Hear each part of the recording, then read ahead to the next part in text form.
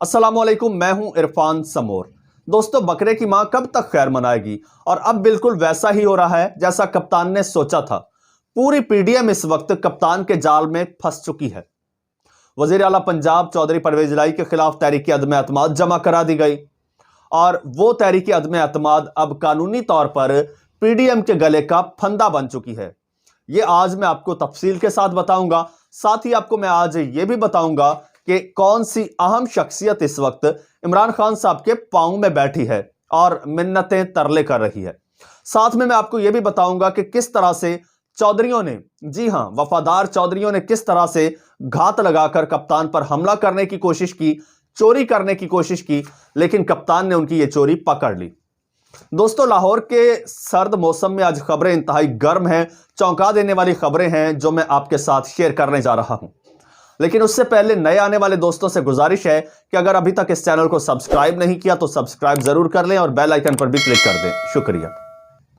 दोस्तों, रात गए उजलत में अचानक ही वजीर आला परवेज इलाही के खिलाफ तहरीक अदम एतमाद जमा करा दी गई। ये रात तकरीबन 10 बजने में कोई 5-7 मिनट थे जब जमा कराई गई और ना सिर्फ वजीर आला के खिलाफ बल्कि स्पीकर और डिप्टी स्पीकर के खिलाफ तहरीक अदम एतमाद जमा करा दी गई और साथ ही गवर्नर ने उन्हें एतमाद का वोट लेने का भी कह दिया और 21 दिसंबर को एतमाद का वोट लेने का कह दिया। तो जनाब, क्या इमरान खान साहब ये नहीं जानते थे कि अगर मैं असम्बलियां तहलील करने का ऐलान करूंगा तो पीडीएम जो है वो भी हरकत में आएगी और वो ये करेगी? तो जनाब, ये एक घात थी। अर्तुगरुल ड्रामे में जिस तरह से आप घात देखते थे ना, अर्तुगरुल लगाता था या फिर सलेबी लगाते थे, वही घात, वही बिल्कुल फॉर्मूला अप्लाई कर रहा है इस वक्त कप्तान। ये कप्तान का एक जाल था, एक घात थी जो कप्तान ने लगाई थी और पीडीएम अब उसमें फंस चुकी है। वो कैसे, ये मैं आपको बताता हूं। तो जनाब, हुआ कुछ यूं कि जब 26 नवंबर को, आज से तकरीबन कोई 25 दिन पहले, जब कप्तान ने ऐलान किया कि मैं असम्बलियां तहलील कर दूंगा, उस वक्त पीडीएम हरकत में आई। उन्होंने कहा कि हम इस तहलील को रोकेंगे और हम तहरीक अदम एतमाद और एतमाद का वोट और गवर्नर राज, ये ऑप्शन हमारे पास हैं। उसके बाद जनाब कितने 17 दिसंबर तक, ये तकरीबन कोई 23 दिन बनते हैं। 23 दिन साहब, 23 दिन तक कप्तान साहब जो है वो सुकून से रिलैक्स्ड रहे। उन्होंने देखा कि पीडीएम भी सुकून से हो गई है, रिलैक्स हो गई है और 17 को एक बार फिर कप्तान ने ऐलान किया कि मैं 23 दिसंबर को असम्बलियां तहलील करूंगा। कप्तान चाहते तो उसी दिन 17 को भी असम्बलियां तहलील कर सकते थे।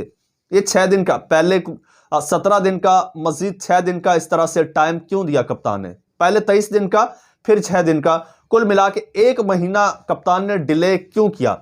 ये असल जाल था दोस्तों, ये आज मैं आपको बताता हूं। कप्तान चाहता तो असम्बलियां तहलील कर सकता था, लेकिन कप्तान भी असल में असम्बलियां तहलील नहीं करना चाहते। वो क्यों? जितना डिले होगा उतना ये गंदे होंगे, उतना ये अवाम में जलील होंगे, उतना गैर मकबूल होंगे, उतनी महंगाई बढ़ेगी, उतने मुल्क की हालात खराब होंगे और इनकी सियासत जो है वो कब्र में उतरती जाएगी। दोस्तों, अब क्या हुआ? अब कप्तान जानते थे कि ये अदम एतमाद लेकर आएंगे और ये एतमाद का वोट, ये वो, ये सारी ये चीजें कप्तान जानते थे। इसके बावजूद कप्तान ने ऐसा क्यों किया? जनाब, कप्तान चाहते हैं कि कोई ऐसी बदमज़गी ना हो, कोई मुआशी तौर पर हालात खराब ना हो और सुलह सफाई से, खुश असलूबी से पूरे मुल्क में जनरल इलेक्शन हो जाए, क्योंकि इस वक्त जो मुल्क की हालात हैं, मुआशी हालात, वो इंतहाई खतरनाक हैं। कप्तान ये चाहते हैं कि खुश असलूबी के साथ पूरे मुल्क में जनरल इलेक्शन हो जाए। चले, इनको मैं टाइम दे देता हूं, 2-4 दिन का टाइम दे देता हूं। लेकिन इन्होंने कप्तान को हल्का ले लिया। लेकिन अब जब कप्तान ने 17 को ऐलान किया है कि 23 को असम्बलियां डिसॉल्व कर दूंगा, अब जनाब एकदम से इनके तो औसान खता हो गए, हाथ पांव फूल गए कि कप्तान ने आखिर हमारे साथ कर क्या दिया है। इन्हें और कुछ नहीं सूझी, कोई इनके पास ऑप्शन नहीं था। जल्दी में जनाब, जल्दी में रात के 10 बजे अदम एतमाद जमा करा दी, एतमाद का वोट लेने का कह दिया, जो कि टेक्निकली और कानूनी तौर पर गलत है, जिसमें पीडीएम फंस चुकी है। वो भी मैं आपको बताता हूं कैसे। तो जनाब, गलत ऐसे है कि इस वक्त असेंबली इन सेशन है, असेंबली का इजलास चल रहा है। जब असेंबली का इजलास चल रहा हो तो कानूनी तौर पर ना आप अदम एतमाद ला सकते हैं, ना ही गवर्नर के पास ये इख्तियार है कि सेशन के दौरान एतमाद का वोट लेने का कह दें। तो ऐसा पॉसिबल नहीं है। अच्छा, इसके बावजूद इन लोगों ने क्यों ये जमा कराई और इसका आगे होगा क्या? क्या परवेज इलाही वजारत आला से हट जाएंगे? क्या पीडीएम का वजीर आला आ जाएगा? क्या होगा? तो जनाब ऐसा कुछ नहीं होगा। ये वोटिंग भी करवा लेंगे अपना कोई स्पीकर बिठा के, क्योंकि चेयर ऑफ पैनल में अब स्पीकर डिप्टी स्पीकर दोनों के खिलाफ तो अदम एतमाद आ चुकी। वो इसलिए लाई गई है कि ताकि वो रूलिंग को वो आगे के मामलात को प्रोसीड ना कर सकें। अब पैनल ऑफ चेयर में से कोई एक बंदा स्पीकर की कुर्सी पे बैठेगा और वो इस चीज को प्रोसीड करेगा। वो वोटिंग भी करवा दे, शायद वोटिंग भी करवा दे, हो सकता है नून लीग का कोई बंदा सामने आ जाए, वोटिंग करवा दे और परवेज इलाही साहब को जो है वो अदम एतमाद के नतीजे में वो निकाल भी दे, फर्ज करें निकाल भी दे, और या स्पीकर कह दे। तो होगा क्या? स्पीकर ऑर्डर करे और उधर से गवर्नर ऑर्डर करे और स्पीकर जो है वो वोटिंग करवा दे और कहें कि जी परवेज इलाही फारिग हो गया, तो मामला चला जाएगा कोर्ट में। बिल्कुल उसी तरह से जिस तरह से कौमी असम्बली के स्पीकर असद कैसर ने रूलिंग दी थी, सुप्रीम कोर्ट गई थी, वहां से वो रोल बैक हो गई थी और दोबारा से असम्बलियां बहाल हो गई थी। अब बिल्कुल वही एक दफा फिर प्रोसीजर होगा।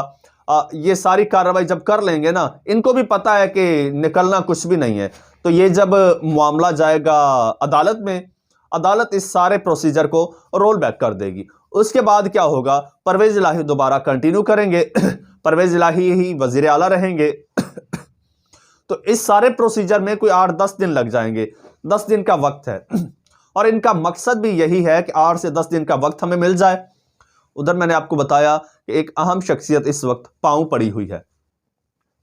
वो जनाब इस वक्त इमरान खान के बड़े खास स्पोक्स पर्सन है, इस वक्त जो नुमाइंदगी कर रहे हैं, जो मुज़ाकरात को लीड कर रहे हैं और डील कर रहे हैं, वो हैं सदर आरिफ अलवी साहब।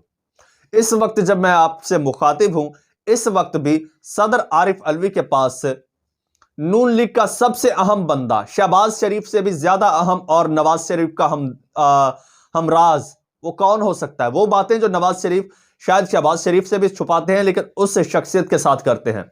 जी हां, वो है नवाज शरीफ का समधी इसाक डार, जिसे नवाज शरीफ ने फुल इख्तियारात दे दिए हैं कि आप मुज़ाकरात करें। वो इस वक्त भी आरिफ अलवी साहब के पास बैठे हैं, उनके पांव में बैठे हैं। अलवी साहब किसी तरह से ये मामला हल करवाएं और अब ये चाहते हैं कि किसी तरह से मामला हल हो जाए और मुज़ाकरात हों और थोड़ा सा वक्त मिले। ये बेसिकली वक्त चाहते हैं। ये चाहते हैं कि हमको डेट भी फाइनल करें तो कोई आगे की करें। कप्तान चाहते हैं कि जल्दी की डेट फाइनल हो, मामला यहां पे अटका हुआ है। अदरवाइज असम्बलियां वो भी तहलील करना चाहते हैं, इलेक्शन वो भी चाहते हैं, इलेक्शन कप्तान भी चाहते हैं, लेकिन कप्तान चाहते हैं जल्दी हो, वो चाहते हैं थोड़ा सा टाइम मिल जाए। तो अब इस वक्त वो इसाक डार जो हैं वो आरिफ अलवी साहब के पास बैठे हैं। इधर से अदम एतमाद इसलिए लाई गई है कि 2-4 दिन का वक्त मजीद मिले, क्योंकि 23 तो सर पे आ गई ना। अगर 23 को डिसॉल्व हो जाती है तो फिर उन्हें मजबूरन कौमी असम्बली डिसॉल्व करनी पड़ती, इसके अलावा और कोई चारा नहीं था। तो इस वजह से वो चाहते हैं कि 4 दिन का मजीद टाइम मिल जाए और इस टाइम में हम आरिफ अलवी साहब को मना लें, इमरान खान साहब को मना लें और हम कोई डेट फिक्स करें, उस पर इलेक्शन हो। ये इनकी बेसिकली चाल है। अदरवाइज इनको भी पता है कि पंजाब से हमें कुछ नहीं मिलने वाला आदमी एतमाद से। अब चौधरियों की मैं बात करूंगा तो जनाब चौधरी, मैं हमेशा से कहता हूं कि चौधरी कभी भी रिलायबल नहीं है, ये ट्रस्ट वर्दी नहीं है। कप्तान इन पर ट्रस्ट नहीं कर सकता। ये जिस तरह से कप्तान को मुसलसल ब्लैकमेल करते आ रहे हैं, इनकी अब भी कोशिश थी और इनकी ख्वाहिश थी कि ये पीडीएम के साथ मिल जाएं, वहां से वजारत आला ले लें, कुर्सी तो वैसे ही चलती रहेगी, इक्तदार के मजे लेते रहेंगे। लेकिन कप्तान तो फिर कप्तान है और आप जो सोचते हैं वो पहले कर गुजरता है। तो इनके सोचने से पहले कप्तान ने परवेज इलाही से समरी पर दस्तखत करवा लिए थे। उसके बाद अब सारे इख्तियारात इमरान खान साहब के पास हैं। वो जब चाहें असेंबली में स्पीकर नहीं, गवर्नर को समरी भेज सकते हैं और गवर्नर को मजबूरन समरी पर दस्तखत करने पड़ेंगे। 48 घंटे बाद जो है, अगर वो दस्तखत नहीं करते तो ऑटोमेटिकली असेंबलीज डिसॉल्व हो जाती हैं। तो इस तरह से चौधरियों की ये जो चोरी थी, ये जो घात थी, जो कप्तान को धोखा देना चाह रहे थे, कप्तान पहले ही भांप गए थे और कप्तान ने पहले ही रिटन में उनसे ले लिया था। अब वो भी कुछ नहीं कर सकते। दोस्तों, ज्यादा दूर की बात नहीं है, आने वाले सिर्फ कोई 20 घंटे, इस वक्त जब मैं आपसे मुखातिब हूं तो 20 घंटे इंतहाई अहम है इन 20 घंटों में देखिएगा कितनी तेजी के साथ तब्दीलियां आती हैं। दोस्तों मजीद ऐसी मालूमाती वीडियोस देखने के लिए इस चैनल को सब्सक्राइब कर लीजिए और बेल आइकन पर भी क्लिक कर दीजिए। मुझे इजाजत दीजिए। अल्लाह हाफिज।